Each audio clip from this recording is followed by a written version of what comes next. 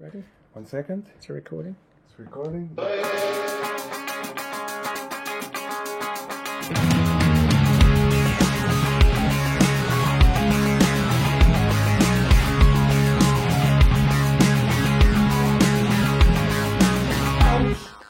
Good evening, hello and welcome to episode number 11 of Unforced Errors or Unforced Error, whatever you like to call it, UFE for short. Week 6 of lockdown, I think. And I'm joined here by the co-creators of this podcast, which talks about tennis. Adam, on the left of the screen, we're using Discord so we can see each other. We're obeying lockdown social distancing. And David, the other parent of Unforced Errors, joining us. What's up? And tonight's show, we're going to be talking about how Unforced Errors came about. And we're going to be, the main part of the program is going to be talking about the most memorable matches of all time. See if we can all come up with a top 10. Yeah. So just to start off, how's lockdown been going for both of you, David and Adam? Adam, you go first. Welcome to the show. Welcome. Oh, thanks. Yeah, it's a lonely place in lockdown for me. Mm-hmm. I've made a lot of friends at the supermarket, and but yeah, I mean it's nice in some way. You get to kind of focus on some things that you wouldn't normally focus on. But I'd prefer it to come to an end sooner rather than later. Get a bit of normality back. Absolutely. Yeah. Can we say, have you two been playing tennis at all? Oh, we have. We definitely have.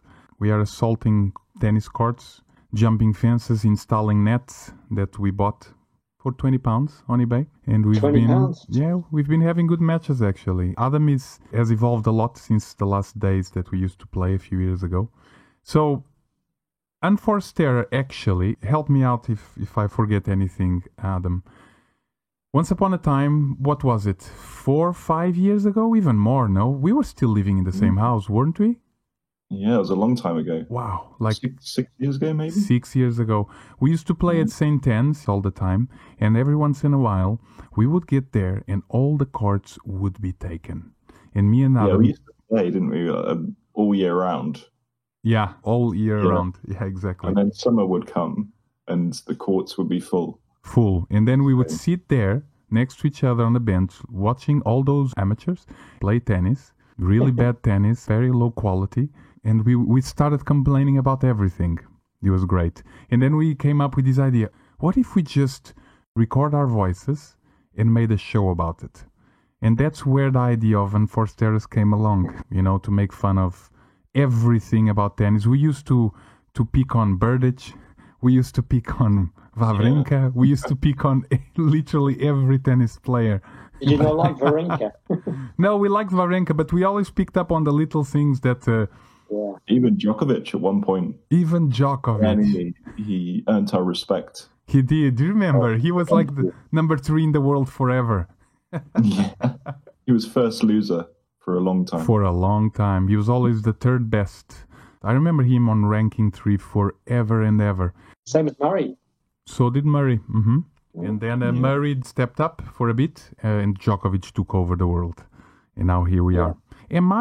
I think I'm in the middle of 2 English dudes that absolutely love Murray. Am I here alone? The only one? I have no English blood.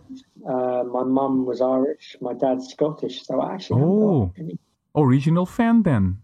Well, yeah, I suppose half Scottish. Yeah, because I feel English. I was born in England, so I probably feel English. Yeah. Yeah, exactly. So there it is. The idea started there. Then we didn't do really anything. The time passed by. We talked about a radio show, a video show. We talked about even a blog. I opened the blog. I never wrote anything on it. And then years later, I've just decided to start it. And here we are again. And now we welcome Adam for being here and we can start our show. Adam, do you have anything to add to our story? Yeah, I think you covered most of it. We started off playing all year round and, we'd go out and we'd play New Year's Day in the cold. Yes. It didn't matter. It was awesome. Christmas Day? Did we play Christmas Day? As long as there was no family around, yes, for sure. Did you ever play in snow on the court? We did play in snow. I remember New Year's Day, it snowed. Hey. Nothing No weather could stop it. It was the only time I could slide on hard court just like Djokovic. It was really good. super running shots. Yeah. And then, yeah. From there, it kind of evolved, didn't it? Mm-hmm. From being like a bench cast, talking tennis to entertain ourselves whilst we were waiting, into something that you've created now. Yeah. Are you both of the opinion that with public tennis courts, you should only play for an hour and then you should get off the court and let other people Never. take over? Where do you stand on that?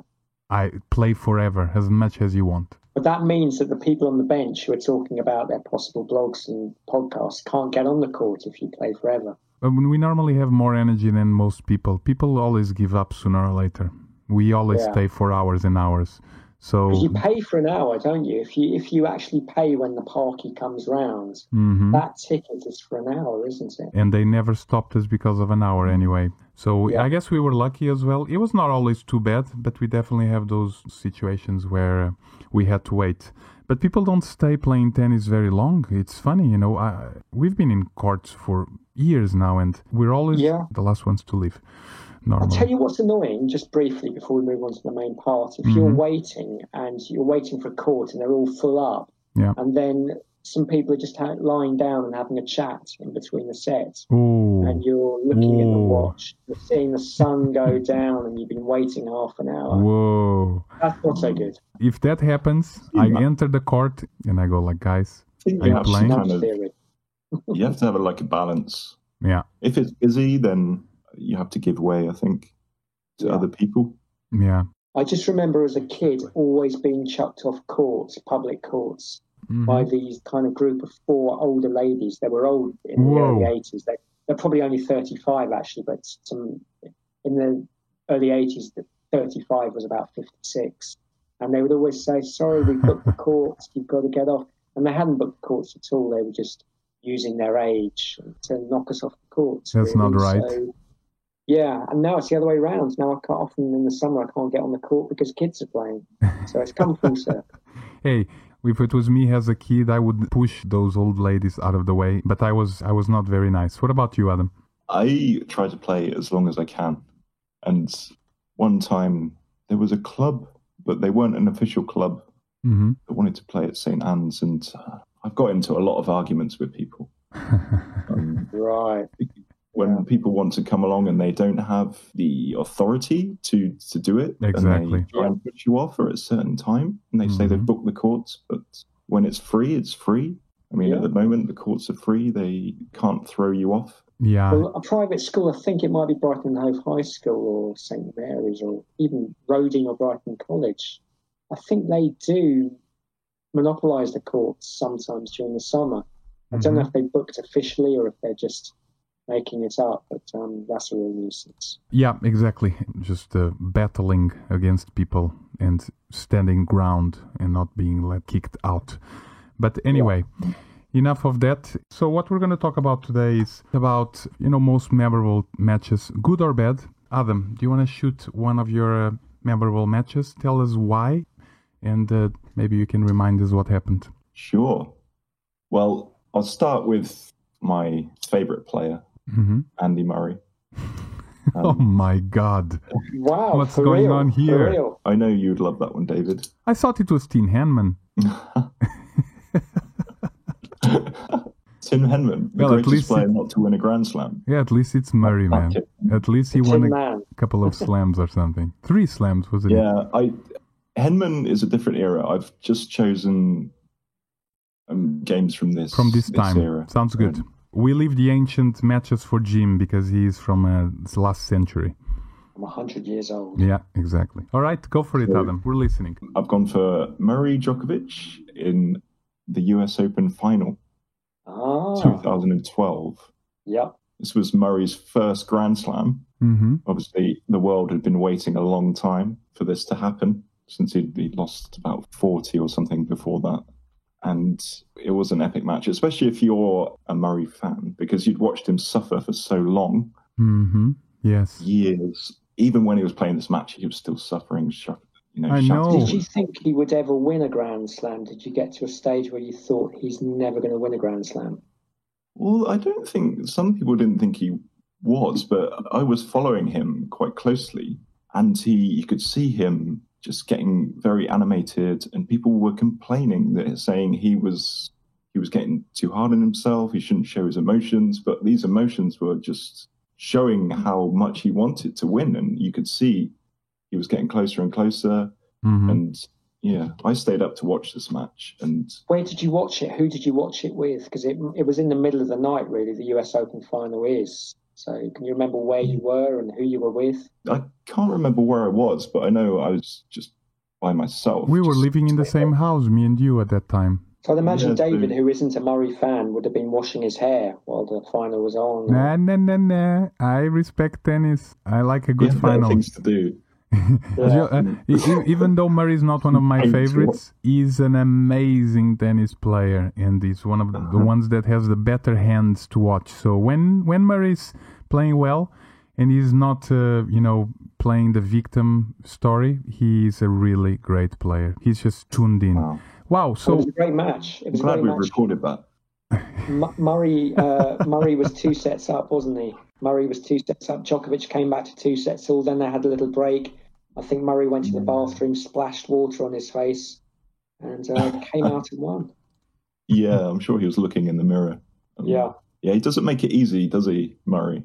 But Murray is known for all these kind of situations, like cutting his hair in the middle of the match, sitting in the bench. Yeah. It's like, I've never seen anything like it. He had those notes, didn't he, as well? Yeah, those notes that were found by somebody and published, and then he was disappointed. Murray's a nice dude. He has a good heart, but he's definitely mocked everywhere he goes, even on TV. I mean, the shows that they make with Murray are a bit strange to me. I would say fuck you to the whole world, and I would stay by my own, because I think the world makes too much fun of Murray. Maybe he accepts it too much. Yeah, he went through that sort of a PR campaign, didn't he? Mm-hmm. Where he had those really painful to watch, cheesy documentaries about him. Yeah, it was strange. But I think public opinion's changed him now. So people have warmed to him a lot more. Mm-hmm, yeah. And, he's never going to be considered one of the greatest of all time. Unless you're Jim. Yes. Adam, I must explain that David thinks I've got some kind of man crush on Andy Murray, and that I mention him 77 times. That's an important number, 77 times each episode, which is complete rubbish. I don't know what planet he's on. It amuses David to think this, so I play along with it. Wait, I'm talking about when we were talking about who is a legend. And Jim had the opinion of that Murray was a legend because in his culture and his Wimbledon and for the United Kingdom history. So we were debating that in the past. I just interrupt and tell Adam the truth? Now you've told him what you think. Go for it. I think I said in the show that I think he's a British sporting legend. Perfect. But then very few people are. I don't know if you agree with this, Adam. I think he's definitely a British sporting legend. Oh, for sure. I mean, he's done something that nobody's done whenever. 7 years. Yeah, it's a great conversation. We should have Adam on one of these conversations one day when we renew who is and who is not a legend in this world of tennis. Yes, but thanks for the repair, Jim. Yes, British legend. That's what Jim said. And we make fun of each other when it comes to this kind of details. Going back to the match, there was a really great match. I remember watching it as well. And that was the first Grand Slam of Murray. Did you guys shed a tear? Shedding a tear. I mean, I was crying with emotions. Yeah. I was happy for him. Yeah, exactly. I can't say that I was crying, but I was definitely, happy. Yeah, emotional about it. It's good. There are very few tennis matches I've cried at the ends with emotion. One which didn't make my top 10 was when Jana Novotná, I don't know if you've heard of her, won very well. And I was just so happy for her. There's another one on my top 10 list which I won't give away, which I did shed a tear about. But it's great to have a good cry at the end of a tennis match. Have you guys ever cried after losing a match? You playing? Inside I've been crying, but never let your opponent see your tears. Or that's what the towel's there for. That's why we have towels on. Yeah, exactly. Don't show your weaknesses. Yeah, don't show weakness, especially before the match ends. Tennis is a tricky thing. What about you, Jim? Tell us your number 10. Okay, my number 10, this is where it all began. Bjorn Borg versus John McEnroe in 1980. It'll be a lot of people's top one, but I think that's the one that really cemented my love of tennis. It was a 5-set match. Borg had won Wimbledon 4 times, but it was the first time he'd faced McEnroe. McEnroe had a reputation in the British press of these outbursts. He had all kinds of nicknames like Old Potato Head and Tantrum McEnroe. But he came out of the match with real credit. There was that amazing tie break, which McEnroe actually won in the 4th set to extend it. And I think that's where it all began for me. That's where I thought, oh, this is great. And I can remember watching it and going out after the end of each set to play tennis in the garden just against the old chimney breast. Probably weren't born, either of you, then. Yeah, probably not. How old were you? I was 8 years old, almost 9 years old. Beginning of July 1980. 1980? Yeah. Okay, I was 2 years old. I was in Africa and I had no idea what tennis was. You missed out. I missed out, man. I told you, Jim is a box of knowledge from the past. It's excellent. Yeah. Because it's good for the show to have people, from different eras. I'm going to invite one of these days, even a more ancient guy that probably is going to tell us even older things. Would you ever watch an old match on YouTube? I've watched a few, yeah, especially to match? And would you watch it all the way through? Yeah, definitely to compare lots of things like the ambient and how the crowd was and how the reaction, because human beings were different back then. Maybe it was a harder game back then. Wooden tennis rackets. Yeah, they had a smaller frame back then as well, didn't they? Yes. Tighter shorts. Tighter shorts. More tricky, more chaffing. More chaffing. That's true, actually. I get annoyed a little bit with my shorts these days if they are like just under the knee, and I'm already like, oh, I have to pull these shorts up. So I imagine how hard it was. No wonder the cyclists use those very sexy shorts to... Lycra. Yeah, oh my God. Did they need help to get into these shorts back then? Or was it? They were painted on, I believe. I was probably the same guy that painted the lines. Yes. Exactly. Right. At least they had underwear for sure.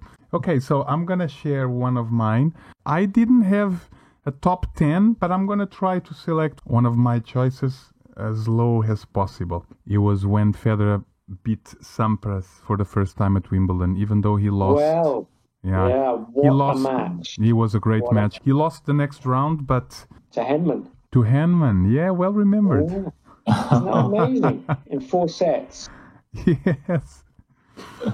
That was 2001, but that was not a match that marked me a lot because it was a time where Federer was just rising up.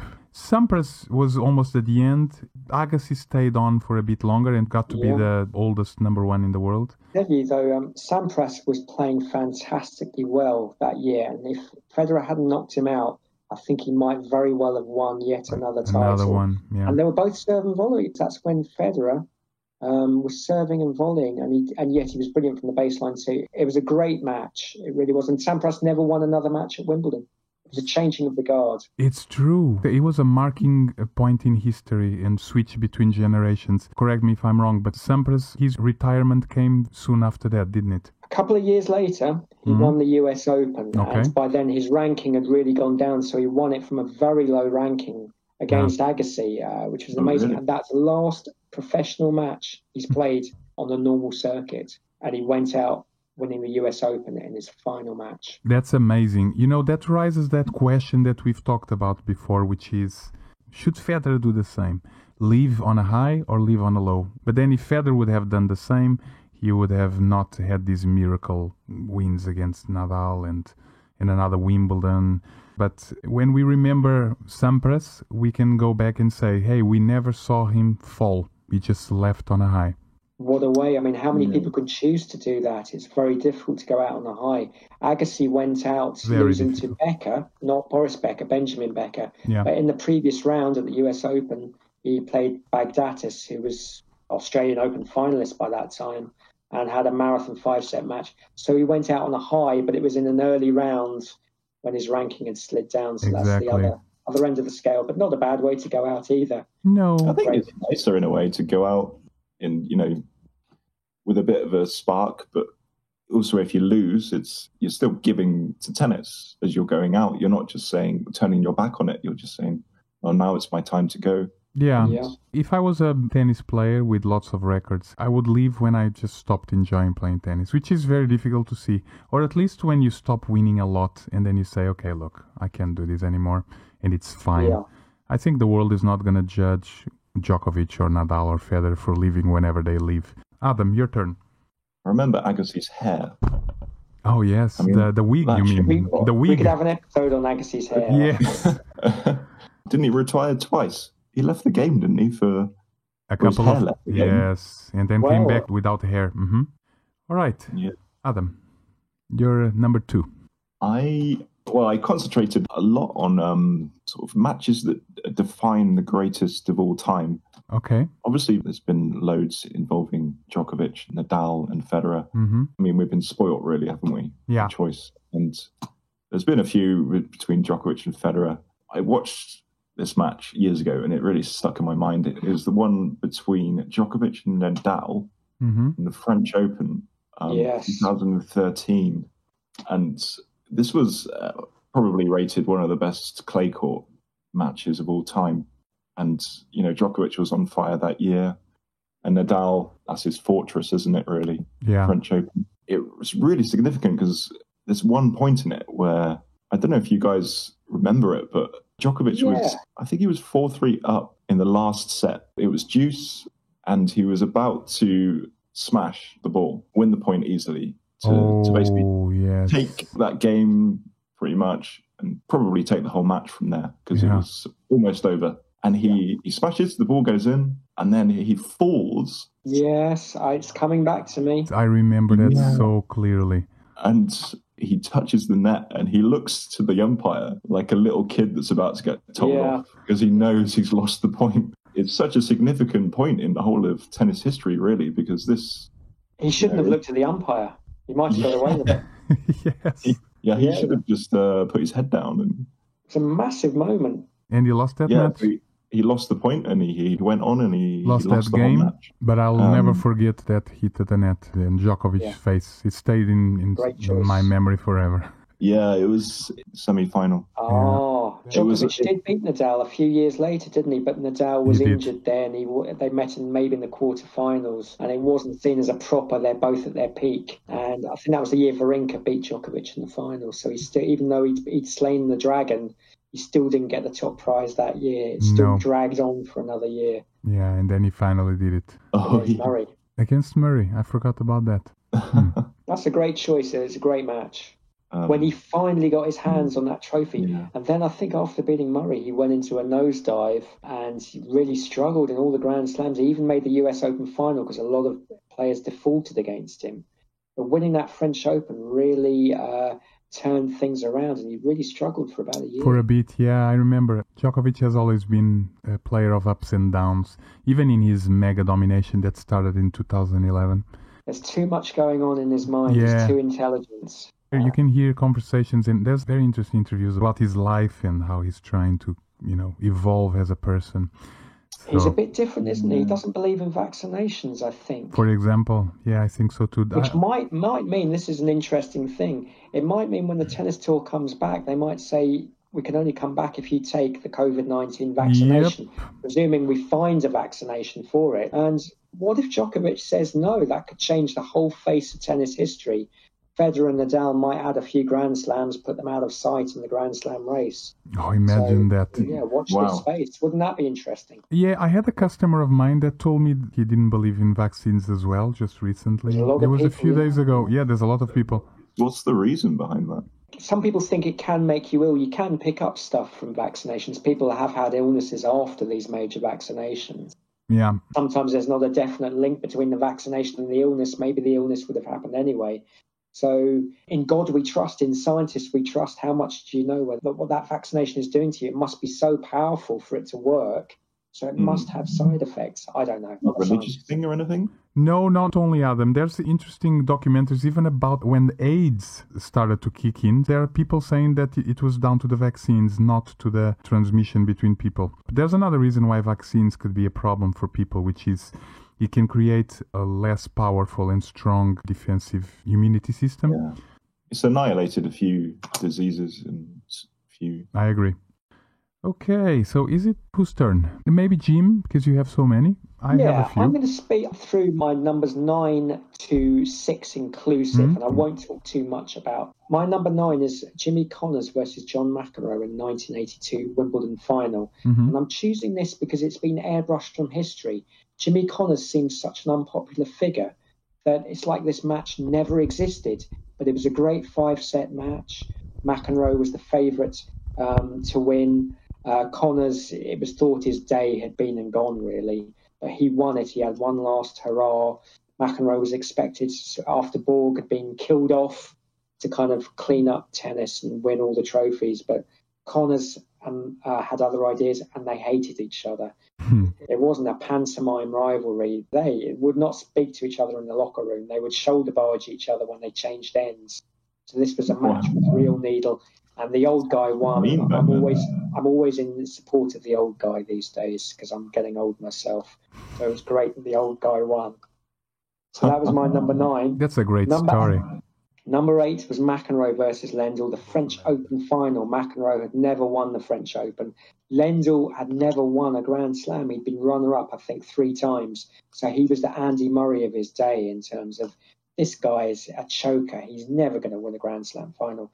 McEnroe 2 sets up on his least favourite surface. And then he has an altercation with the cameraman. The cameraman's getting too close to him.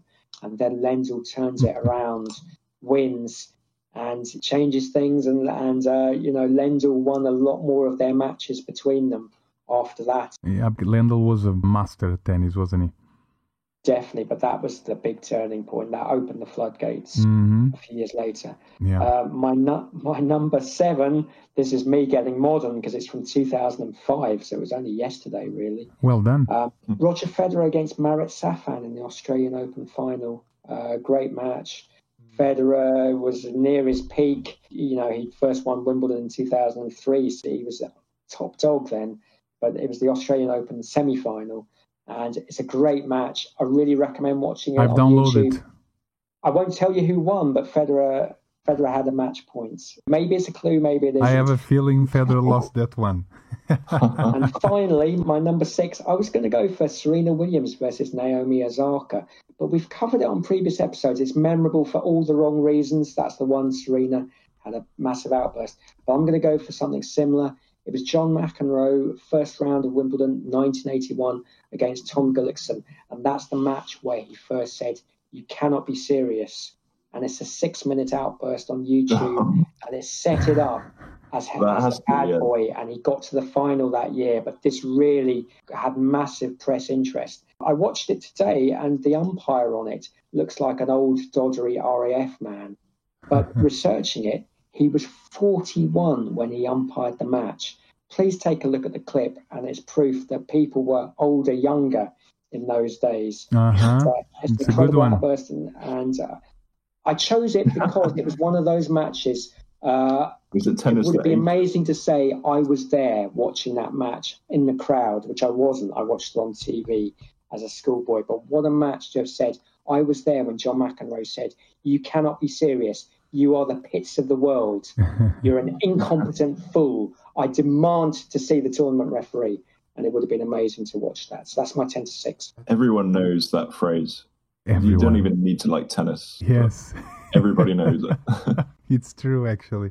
I like that you bring up as well, not only this, but a women's match, because this raises a question, which is, how many memorable matches do we remember in women as well as we remember in men? Because somehow there's something about 5 sets that kind of makes it more memorable, or an event, a strange moment, or something fantastic that happened. What do you guys think?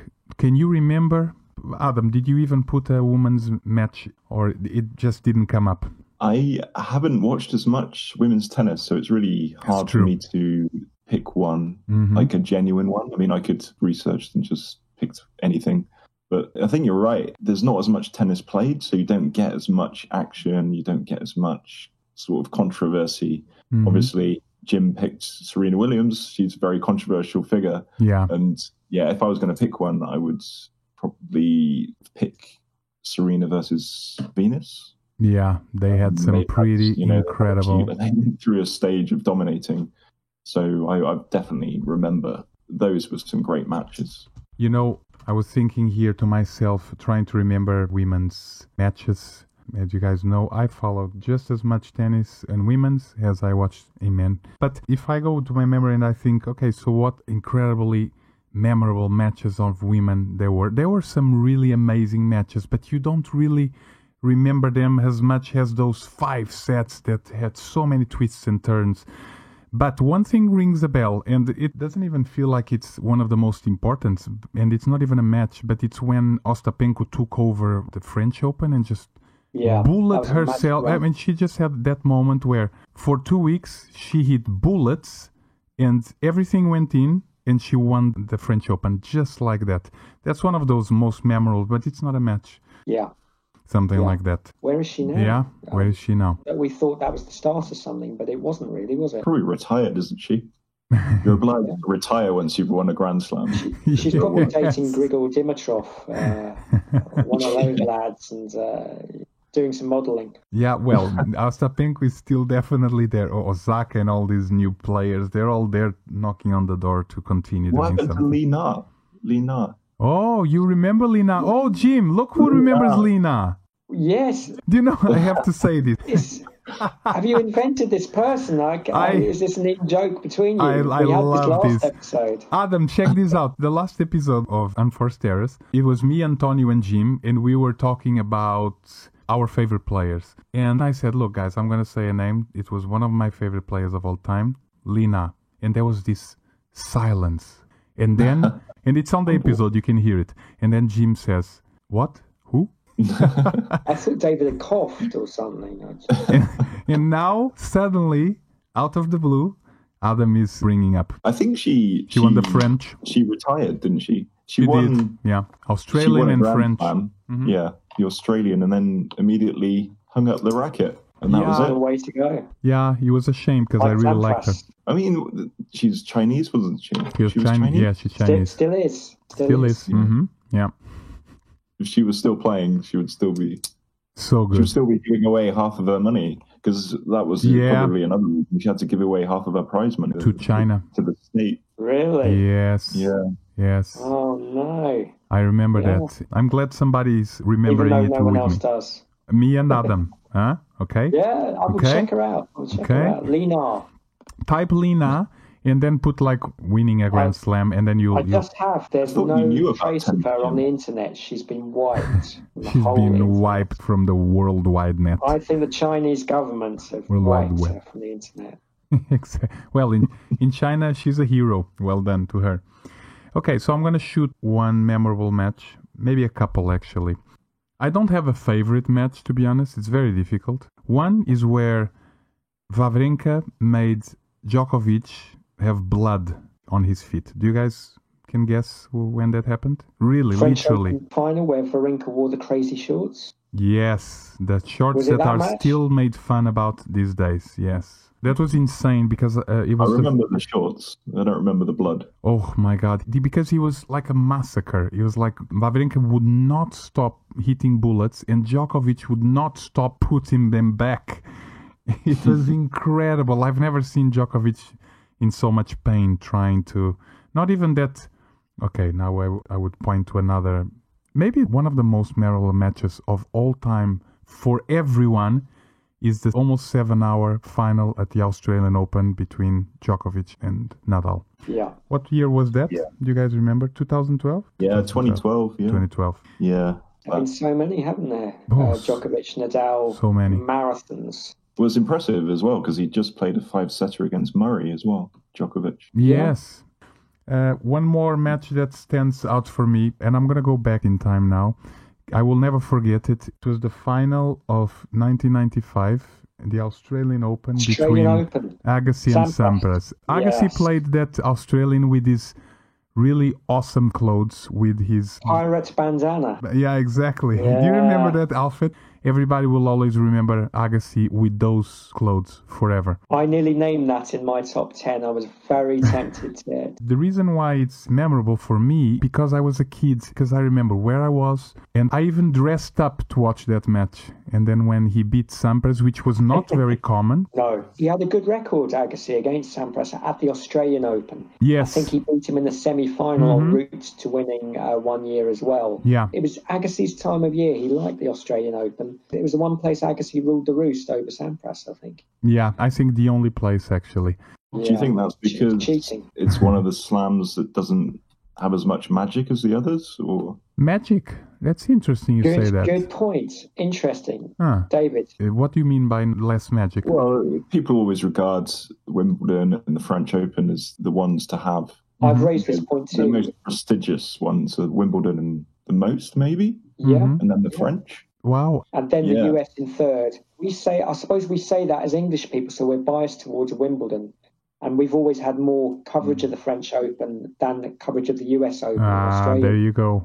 What do you think, David? Is that how you view the Grand Slams? In No, order? Australian has always been one of my favorites, maybe because of the history of Agassi on it, and I started watching tennis and playing at that time. And the French Open was always my unfavorite. I found it nice because it was different, and it's good to have difference. But definitely, I would say Wimbledon was the top one, then Australian, then US, then the French. I'm not sure it's still like that for me, but it has been like that for many years. Maybe there's Where I think the Australian and US Open suffer is they're both on the same surface. And sometimes if I'm watching on TV, I couldn't tell you in a blind test whether it be the Australian or US Open.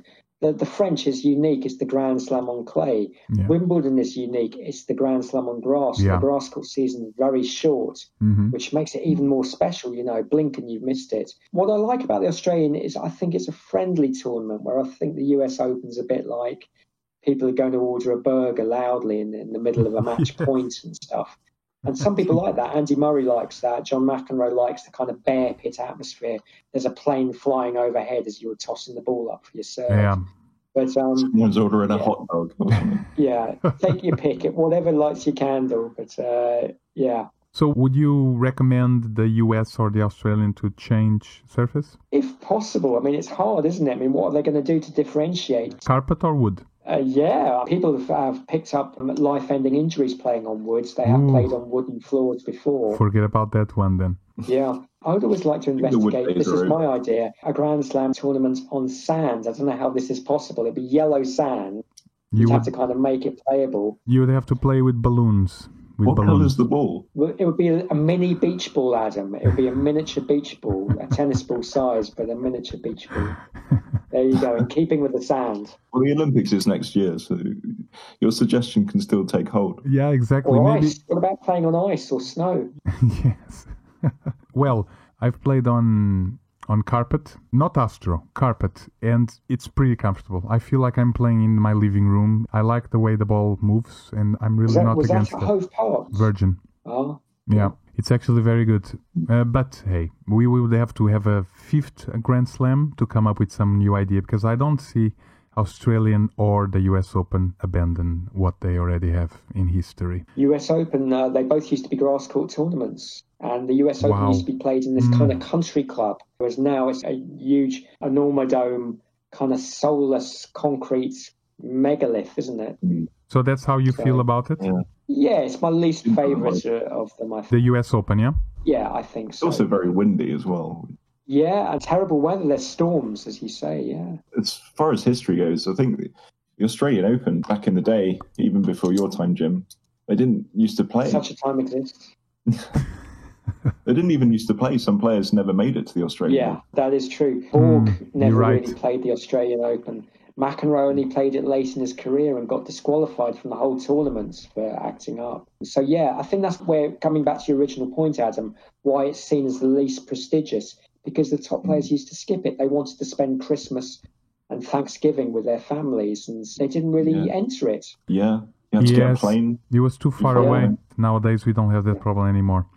Okay, I have 3 more. What about you? Adam, you have 1 more, and maybe you first, Jim, because you have 5 more. All right, very quickly, I'll do my 5-1, okay? Okay, we're ready. Order. I'm going to pick Federer versus Nadal 2008 as my number 5 choice. Oh, and I know a yes. lot of people choose that as their number 1, but what a great match. The rain delay made it even more thrilling. Why it's so low down is I always felt Nadal was going to win, even when Federer came from 2 sets down. I just had this feeling it was his time, and I was always confident he was going to win. Mm-hmm. I like both players, and I didn't mind Federer losing that because it meant Bjorn Borg was still the record holder, equal with Federer. My number 4 above it is Federer versus Roddick, because that was in 2009, 5 sets. I think it was 16-14 to Federer in the 5th set. And what I loved about it was this was their 3rd final they were playing each other.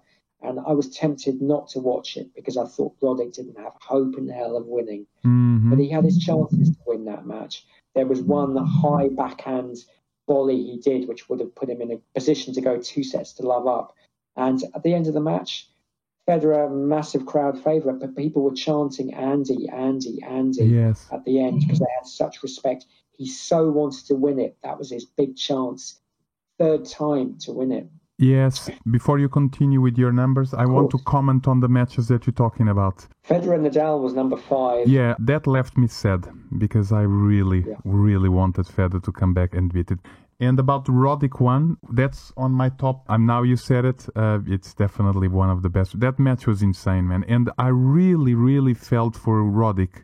Roddick was frustrated all his career since Federer started dominating because he was on top when he came around Federer. And then suddenly, he just couldn't beat Federer. And he got so close for the first time. And he just couldn't do it. I almost wanted Roddick because I was a fan of Roddick and he couldn't do it. And it was so hard. And he never did it. Never did it. That would have been the one opportunity for him. He was in awe, wasn't he? He was in... Roddick's just like the biggest Federer fan as well. He loves it.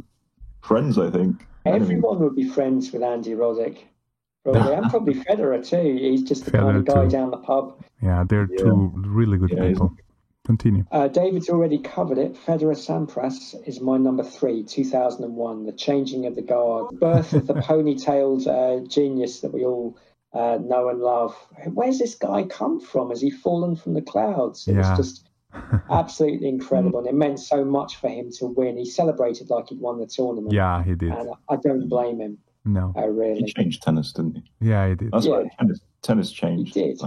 Yeah, but I would say, very well I'm not said. a fan of Sampras, but I think if Sampras came back now and picked up a racket and Wimbledon started tomorrow, I still think Sampras would win quite a few rounds with his 1st and 2nd serve. I think Sampras at his best against Federer at his best at Wimbledon, take your pick. I think some years Sampras would win, some years Federer would win. Yeah, I think for sure. Number 2, Ivan Izovich versus Rafter from 2001. Neither of them seeded, both of them injured. Ivan Izovich, 140th in the world and 140 to 1 the betting odds. Rafter, the runner-up the year before against Sampras, did really well. Ivan Izovich, at the start of the year, he had to default from a tournament in Brighton. He'd run out of rackets. He'd smashed them all on the way to probably losing the match before he had to default. What a fairy tale.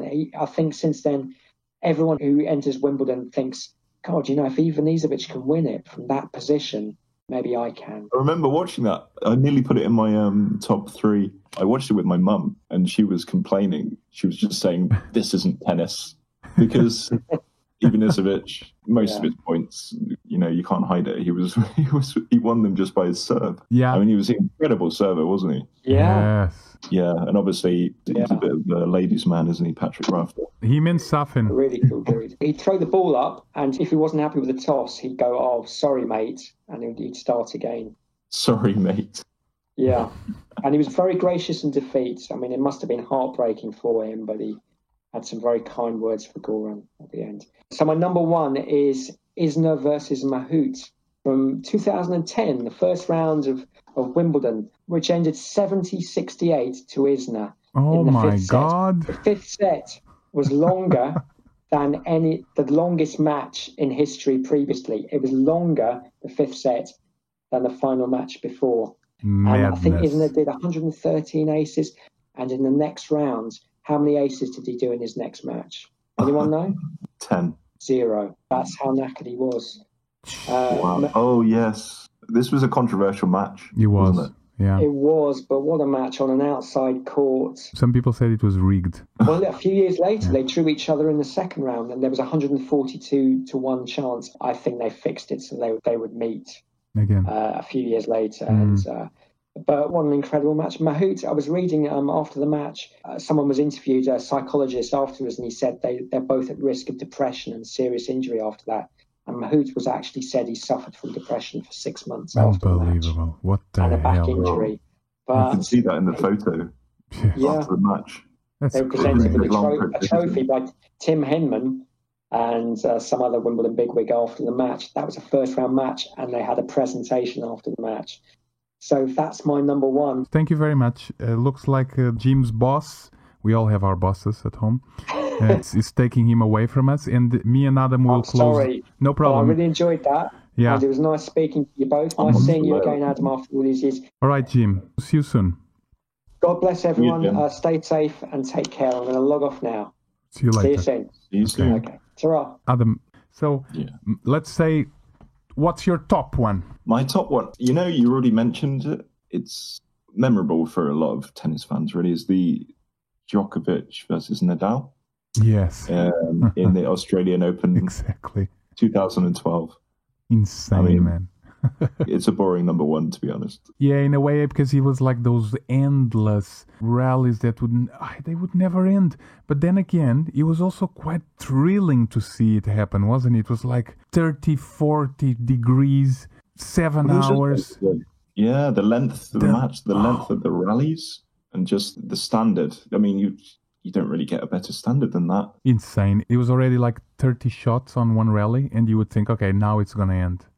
And it wouldn't. Yeah. I've never seen anything like it. It is a memorable match, and it has to be mentioned because Yeah, I don't know there was how something those guys epic about it. Mega. Something mythical. It'll be like, Mythical. Yeah. people won't believe it. Yeah. If it wasn't video, people just wouldn't believe that match. Exactly. 6 hours, Two giants giants. of tennis. Yeah. It was really good. I'm going to mention 2 more. One of them is going to be memorable for me forever and for Federer fans when he lost to Djokovic a year ago. 40-15, one Yeah. ace away from making history, would have beaten Nadal and Djokovic semifinals and final and win his 21st Grand Slam. Yeah, that tore people apart. I think we're Oh my God. still recovering from that. I have friends still, they cannot even talk about that match, man. I tell you, I even imagine has been some suicides. That was People need to put on suicide watch after that. honestly, I don't know how Federer ever recovers from a situation like that because that was big. That was really big. It was like Oh, the it's huge. oldest guy to win a Grand Slam against the best in the world, and he lets it go because he decides to do a volley. Oh, I don't know what happened there. It was unbelievable because Federer, his serve is just so solid against So anyone. solid. It doesn't matter who, Yeah. and you would back him all the way. Oh my At 40-15, Forever. I'll never believe how he lost.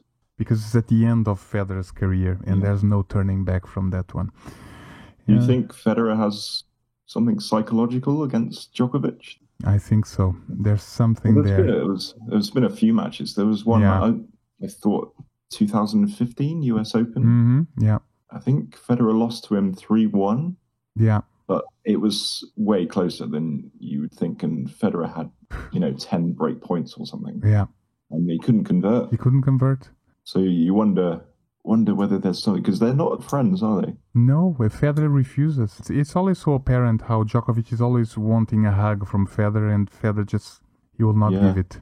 It's It's just going to be chemistry. interesting when Federer, because he's holding back, isn't he, on his biography? It's true. There's be going to be a lot of interesting read. secrets coming out. Well, on that match, 2019, that Federer lost at Wimbledon, there was also hundreds of breakpoints that he didn't convert. and match points that didn't convert. And there's definitely something on Federer's mind when he's playing Djokovic. And I don't know how he's going to break it. But who knows? That guy performs miracles. And on the last note, I'll say that probably one of my favorite matches of all time, and this is the last one I'm talking about, is the win that Federer had, comes back to tennis. And suddenly, 2017 Australian Open, Nishikori in 5 sets. And then suddenly Nadal 3-2 up with a break in the fifth set. I can't believe I forgot about that. That was, I would definitely put that. That was wonderful. It's one of the greatest. Yeah. He proved everyone wrong. That was a beautiful match to watch as well. Oh, it was one of the most pleasant experiences. My father, at 3-2, was almost having a heart attack. He decided to give up on the match. Can you believe that? And then I call him and say, Father, Federer broke back. I would love to have watched away. I couldn't look away. It was unbearable to watch. But because he was a breakdown, and you never thought he would come back. Never. Still, that little thing inside of you that would believe. You would hope and belief. Yes. And he managed forehand down the line. That forehand down the line, it was insane. And Federer was like sitting at 3-2 down, and you saw his face. And he was like, okay, I'm just going to go for it. Whatever. I don't care anymore. It was beautiful. Yes. That year was very special. I remember watching it. I think I was on holiday with my friend and my friend's family. And it was on in the background, and it just got more and more dramatic as the game went on. Yes. And everyone just slowly gathered around the TV, and you could just feel the tension. Everyone was silent and just watching this unbelievable 5-set match. Unbelievable. Yeah, I think that's, at least for Federer fans, of course, is a good way to finish the memorable matches. I'm sure there's going to be a lot more we're going to remember over the years of talking in this show. Nadal's not come off very well, has he? That's why we wanted Steven here, because Steven is a mega Nadal fan. We're going to have Steven next time. Although we do give credit to Djokovic, to Nadal. You know, I was going to ask you, it's really been great that you joined us, but normally it's me and Jim to finish off the show. But funny enough, maybe this is exactly what is meant to be. We started the idea, and now in the first show that you came back, for some apparent random reason, we are the ones finishing it off together. Yeah, for sure. Yeah. So has been Adam and Jim and David, and we'll see you again in a few weeks' time. Thanks for coming, Adam. It's been great having you. Good to be here. And see you next time. Bye.